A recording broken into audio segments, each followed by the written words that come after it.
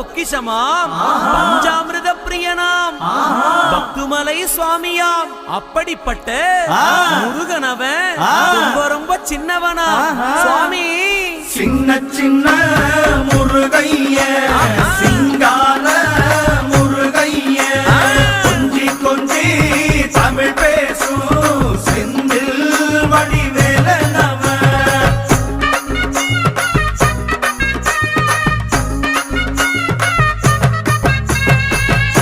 தமிழ் செல்வன் என்பார், சத்குணசீலன் என்பார்.